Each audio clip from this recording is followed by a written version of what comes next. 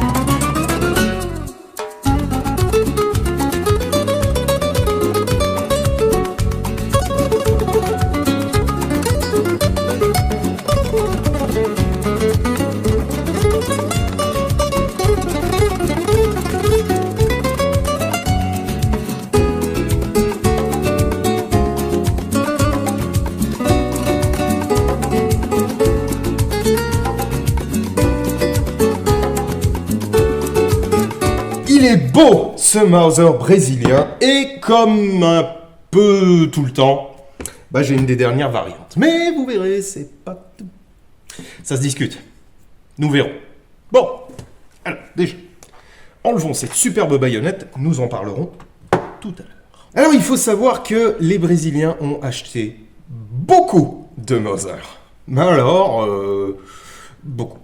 Vraiment beaucoup. Peut-être pas au niveau de la Turquie, c'est sûr. Peut-être pas au niveau de la Chine, par exemple, qui en a aussi acheté énormément, mais des quantités tout à fait considérables.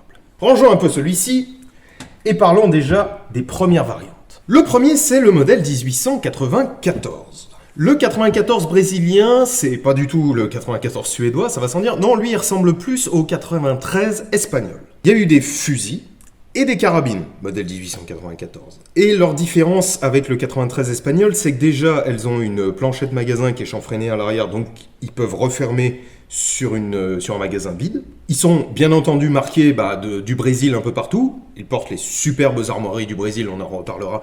Et Estados Unidos do Brasil dessus, je crois, il me semble.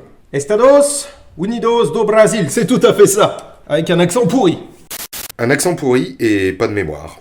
J'avais complètement oublié que sur le 1894, le blason c'est pas le même. Le blason primitif c'est celui-là. Et celui que je viens de lire, c'est celui-là. Il a un tout petit peu changé. Et contrairement aux Mother espagnols, ils n'ont pas été fabriqués par Mother, ils ont été fabriqués par Loewe et par la FN Herstal. En 1904, c'est la police brésilienne, cette fois, qui passe une commande de quelques milliers de Mother, quand même, des Mother Vergueiro. Et le Vergueiro, c'est le Mother portugais, ce qui est assez étonnant quand tu sais que... Bon, alors d'accord, Portugal et Brésil ont une histoire commune particulièrement dense, puisque l'un vient de l'autre, mais c'est surtout que c'est leur bête noire, en fait, les Portugais aux Brésiliens. Ils peuvent pas se piffrer, je crois. Hey! Hello? Guess what? What?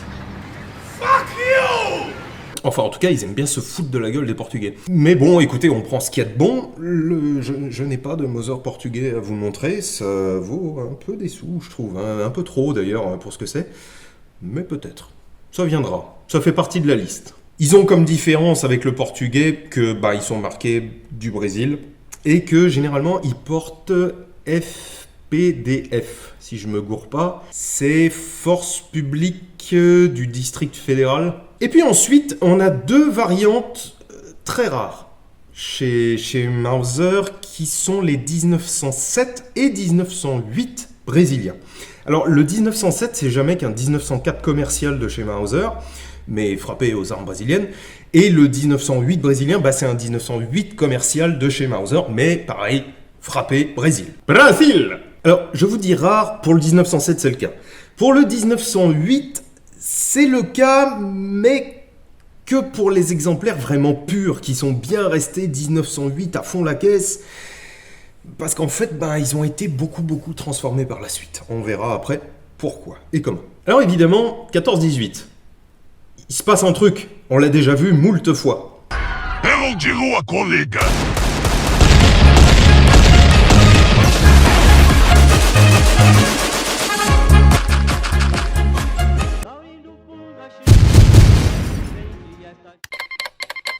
Il se passe un truc et ça fait que Mauser a un peu de difficulté à exporter au Brésil et un peu ailleurs d'ailleurs. Ce qui fait que, après la guerre notamment, quand ce ne seront plus des questions de difficultés d'approvisionnement dues au fait que les forces allemandes récupéraient tout ce qu'elles pouvaient, mais que ce sera plutôt une question de les Alliés ont décidé que l'Allemagne n'exporterait plus nulle part, parce qu'il fallait museler l'industrie d'armement allemande, et les Brésiliens se sont tournés vers d'autres fabricants qui allaient pouvoir fabriquer à peu près la même chose, mais ailleurs, dans des pays nettement plus libres à ce moment-là. Et c'est comme ça que naît le modèle 1922, qu'ils iront tout simplement chercher chez la FN Herstal, c'est le modèle 22 belge. Le modèle 1925, c'est un petit peu bizarre, mais en fait c'est un 1894 qu'ils iront chercher en Espagne. Et en 1934, ils iront en Tchécoslovaquie, où ils iront chercher des 0834,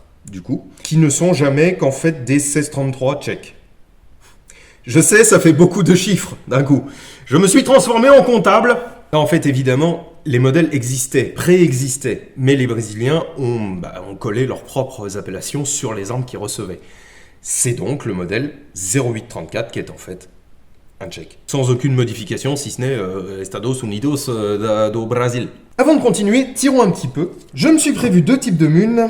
Aujourd'hui, des rechargées perso qui doivent, je suppose, être douces, mais je n'en sais plus rien pour ne rien vous cacher, et des manufacturés. Alors, mon Mauser brésilien, qui est beau, je l'aime, il est magnifique. C'est un de mes premiers. Et en plus, je l'avais acheté pas cher. A un petit défaut de puriste, c'est qu'il n'est pas en 7,57 comme il est censé être. Non. Lui, il est en 7,64 parce qu'il a subi l'ancienne législation qui, évidemment, interdisait les calibres de guerre. Le 7,57 était un calibre de guerre. Cherchez l'erreur, le truc était déjà introuvable. Mais bon, c'est quand même un calibre de guerre interdit, qu'est-ce que vous voulez que je vous dise? En soi, ça m'arrange. Déjà parce que j'aime beaucoup le 7,64, qui est un excellent calibre. Et ensuite parce que, surtout, le 7,64, ça se trouve.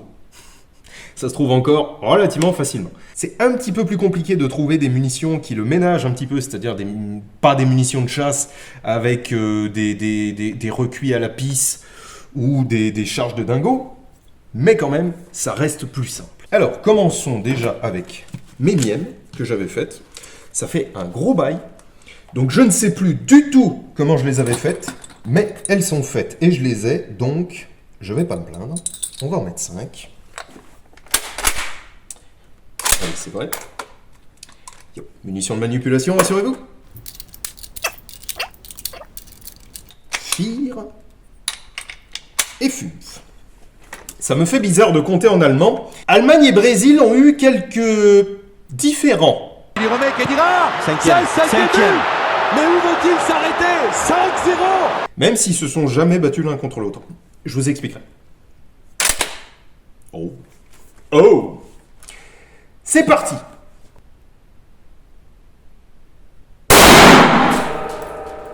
Ah non, elles sont...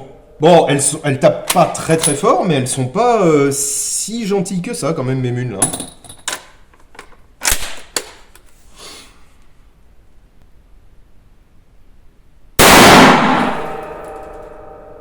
Ça fait un peu de barouf, hein, mon bordel. Je me recule un petit peu pour que vous voyez la bouche.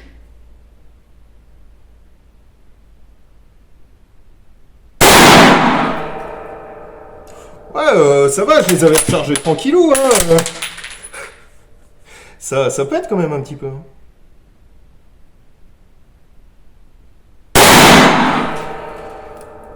Mais c'est super agréable. J'aime beaucoup ce calibre.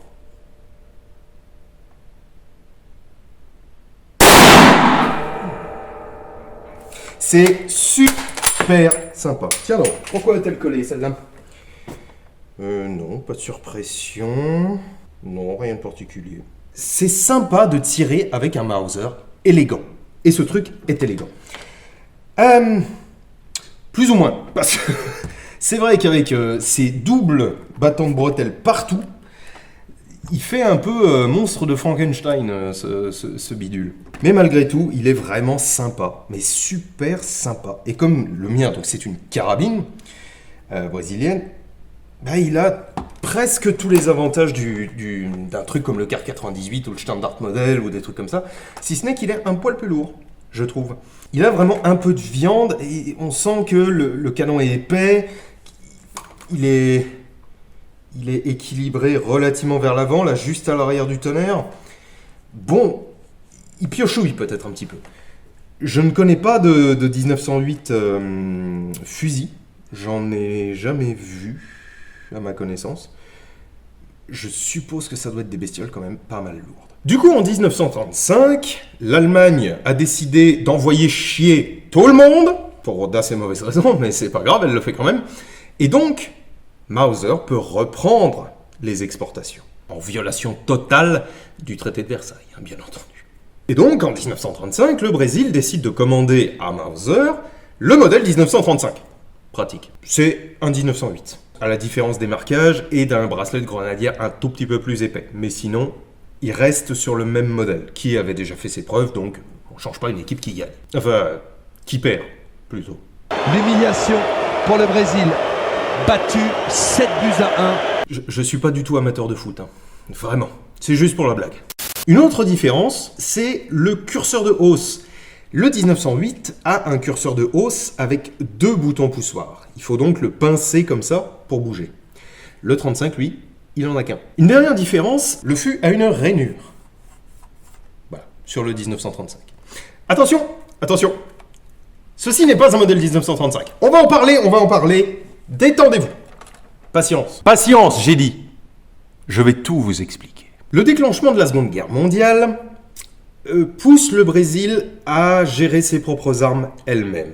Pour la bonne raison que, de nouveau, les exportations de Mauser ne sont plus possibles. Pour plusieurs raisons. La première, c'est que, bien entendu, Mauser est complètement englobée dans l'effort de guerre, et donc il faut qu'elle produise, mais pour la Wehrmacht, pas pour les autres. Ensuite, parce que les relations diplomatiques entre le Brésil et l'Allemagne, c'était pas ça, quoi. Ils restaient neutres, mais pas le bon genre de neutre, vous voyez. À tel point d'ailleurs qu'ils vont finir par déclarer la guerre à l'Allemagne parce que les U-boats auront pas mal coulé de bateaux brésiliens. Bon, oups. Ceci étant, il n'y aura jamais d'engagement terrestre du Brésil.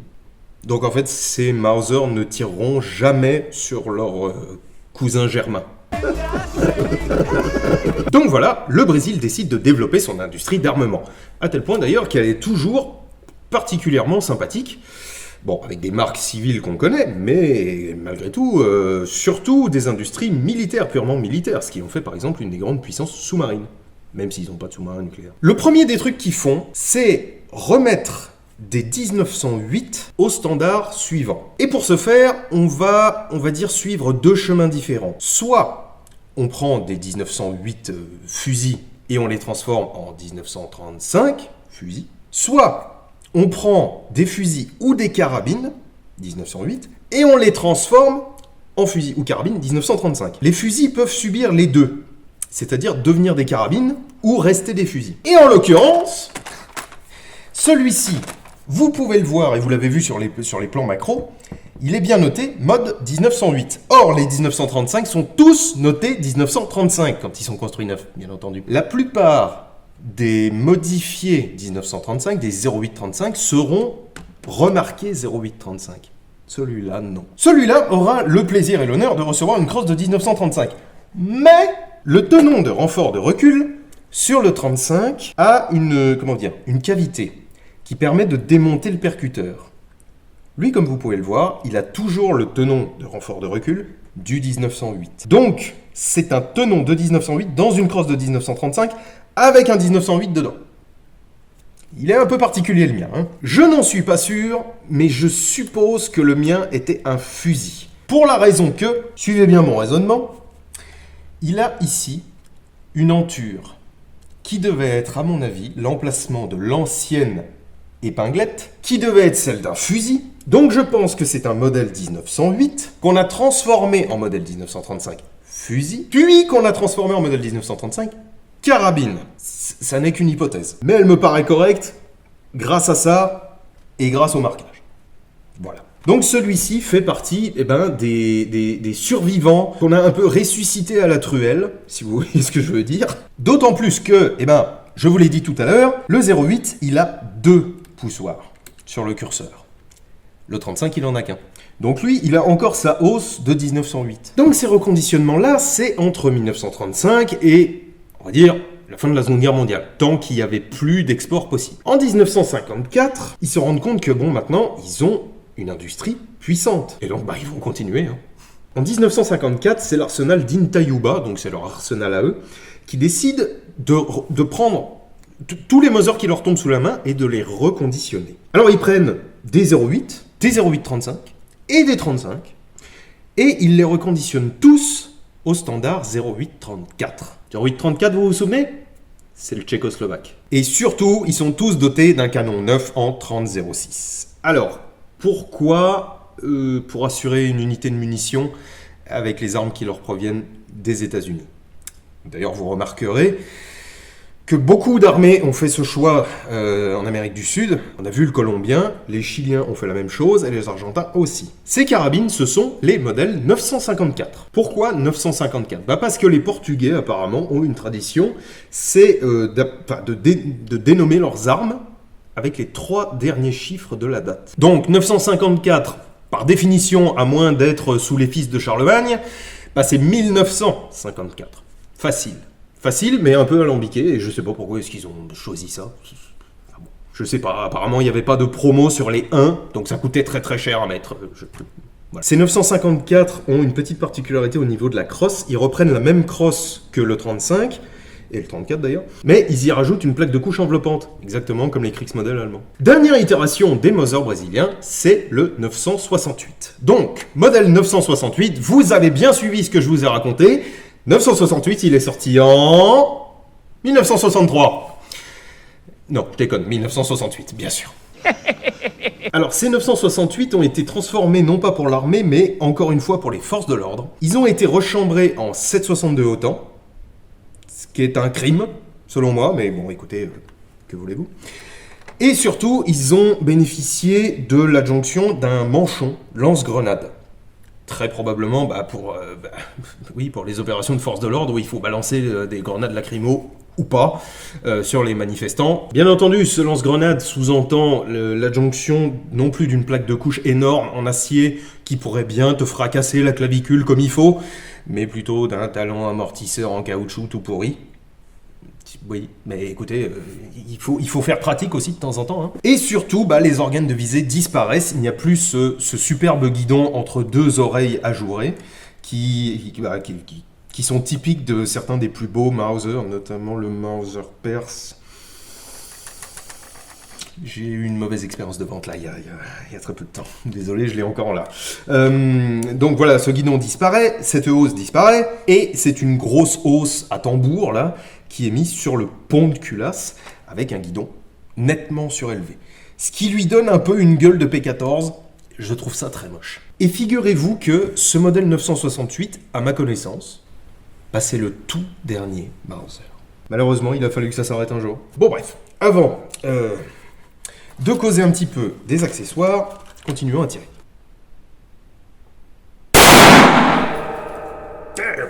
Non, c'est super sympa. Vraiment, c'est très très très très cool. Essayons de faire un peu de gauche. Alors, pour les gauchers, ça c'est abominable. Là,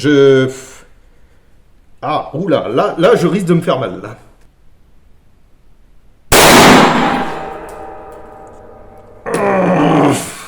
À gauche, je trouve que c'est un peu violent quand même. On va en refaire un. Juste pour que, mais...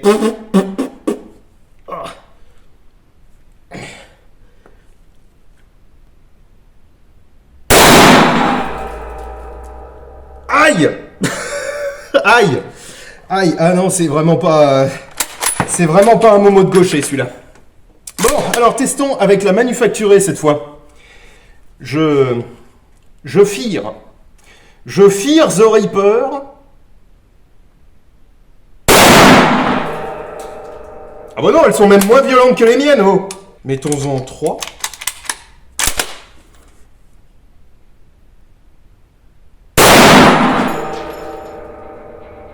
Non, ça va. Ah, c'est cool. Bon, bref. Faisons un méton. Faisons un méton. J'ai beaucoup aimé faire des métons sur les armes sud-américaines. Donc on va continuer. Voilà, je me suis remis une cible bien propre, alors je tire là-dessus, hein, pour vous donner une idée. C'est pas énorme, mais je considère que celui-là, je le maîtrise quand même un petit peu depuis le temps que je l'ai. Alors, mettons que je sois un paisible ranchero, même si c'est peut-être pas très brésilien, ranchero, je sais pas, et qu'un envahisseur quelconque, je sais pas d'où, en veuille à ma feijoada, que j'ai préparé avec amour et que ça casse les couilles de se faire manger sa feijoada par quelqu'un d'autre. Donc, je suis là, tranquillement, en train de touiller ma feijoada avec mon Mauser, et un connard se pointe, mais comment ça, tu veux manger à l'œil en plus ?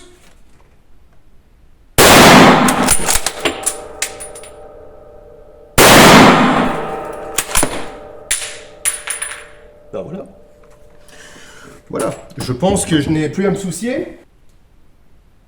Ni de ça, ni du... Oh putain, ah ouais. Oh bah ça va. Non là, de façon évidente, l'efficaciette, c'est terminado. Qu'est-ce qu'elle est chouette. Regardez ça. Alors ça pour le coup, c'est une culasse absolument typique Mauser. Hein. C'est ni plus ni moins qu'une culasse de Kar 98, de standard model, de ce que vous voulez. Hein. Une boule complète, pas évidée, pas tronquée, rien que dalle. C'est vraiment super sympa. L'interne, je vais vous montrer. Voilà.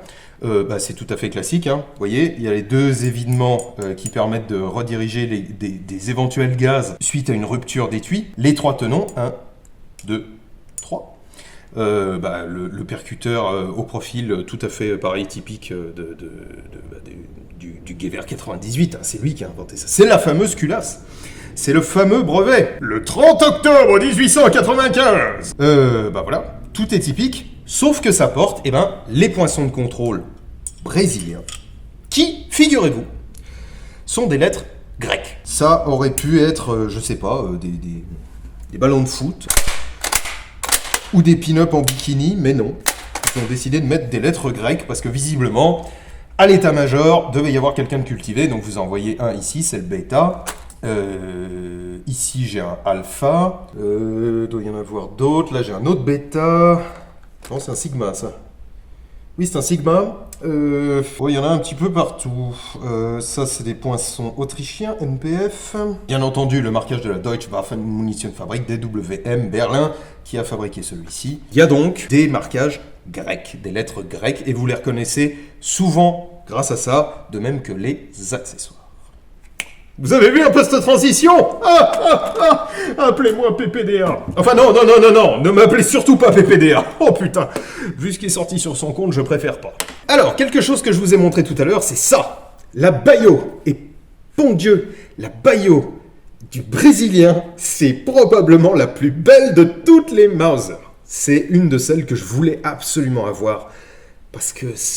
Oh, ça respire l'antiquité. Enfin, l'antiquité, non, mais ça respire l'ancien. À fond la caisse. Fourreau, cuir, vernis, belle couture, garniture laiton. Ça rappelle évidemment les épées. Et les épées d'apparat, les épées Premier Empire, machin, qui avaient exactement les mêmes.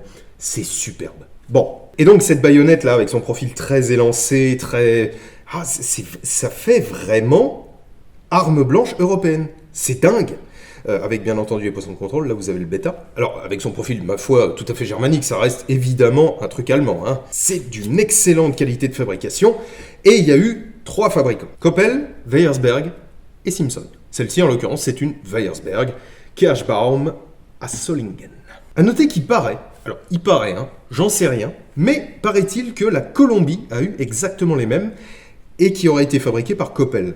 Peut-être que ce brave Alex a profité du contrat qui le liait à l'armée brésilienne d'un surplus, ou peut-être pas d'un surplus d'ailleurs, pour en livrer vite fait en douce ou pas à l'armée colombienne, qui du coup aurait utilisé littéralement les mêmes. J'en sais rien, j'ai lu ça, je sais même plus où. La 1908 aura aussi une version locale, sans aucun marquage, qui est beaucoup moins courante, mais avec des garnitures de fourreau en acier. Pas beau. Moi je trouve c'est nettement moins beau. C'est dommage. Celle-là, elle est vraiment magnifique. Pour le 0834, on aura la Model 34, fabriquée par les Tchèques et par les Brésiliens. Il y a aussi eu une variante locale. Et puis pour le M35, dont j'ai oublié de vous dire qu'il était surnommé Mauser Banner par les collectionneurs, parce qu'il se trouve qu'il porte, lui, le logo Mauser, le fameux logo Mauser, sur le pont de culasse. En fait, pour ce 35, il y a eu la Model 35. Ça va, c'est pas compliqué, hein, là on peut pas se paumer. Hein. C'est plus facile qu'une carte Michelin. A priori, la 35 est aussi de fabrication allemande, mais j'ai pas trouvé de preuves.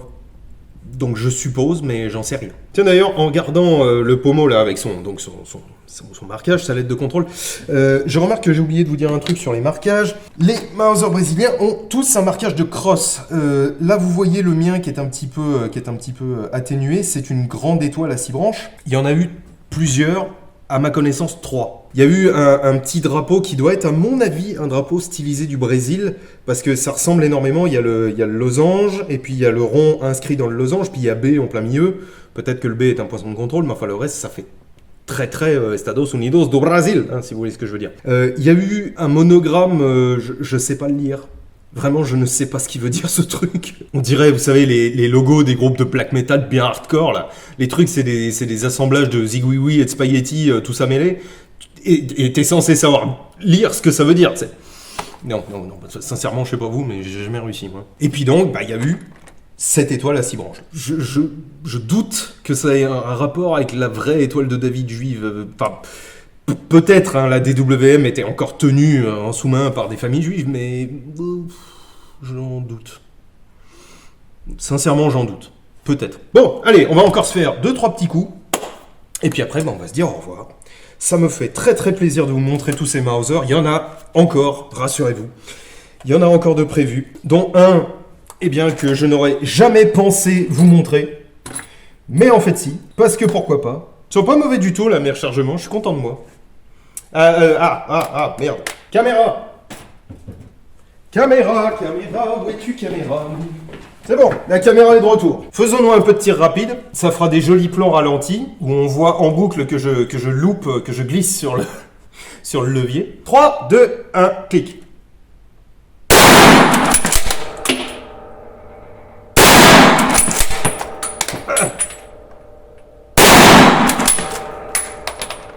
C'est génial. C'est génial, j'adore.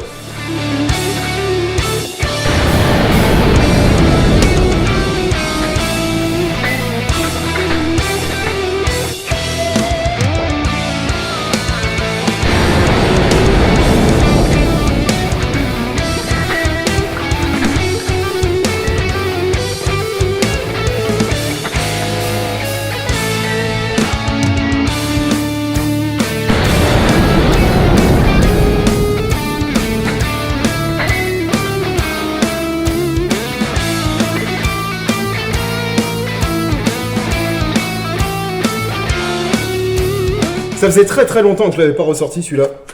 Mais je suis d'une fierté sans borne. Une chose que j'ai oubliée, et que j'oublie assez souvent dans les Motherland visiblement, le couvre-culasse en cuir du Brésilien. Figurez-vous que c'est exactement le même que celui de l'Allemand. Voilà. C'est tout.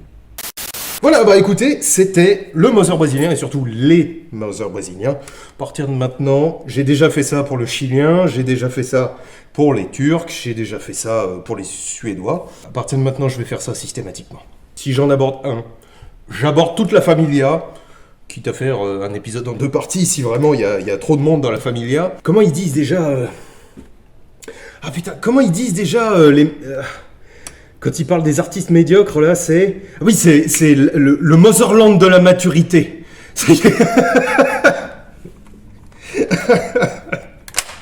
Ah mon Dieu, que c'est naze. Bref. Voilà, écoutez, c'est... Oh, qu'est-ce que c'est beau, putain. C'était le Mauser brésilien. J'ai été très très content de vous le montrer. Merci à tous. Vraiment, ça fait plaisir. Merci à tous les nouveaux. Si vous n'êtes pas abonnés, chers amis, abonnez-vous. Il y en aura d'autres. Je vous dis, il y en aura plein d'autres. Merci aux tipeurs, qui me soutiennent beaucoup. Si par hasard, ça vous tente et que vous avez vraiment du pognon à perdre. Mais à perdre, hein, je vous dis à perdre. Mangez de la moqueca de camarao et buvez de la grosse cachaça, parce que ça fait plaisir, bordel. Ciao.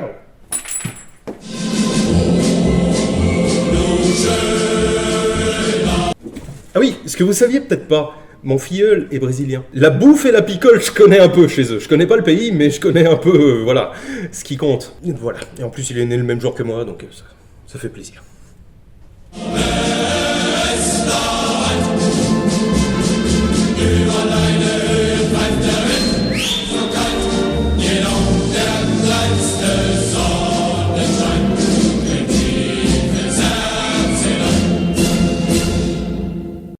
Donc voilà, le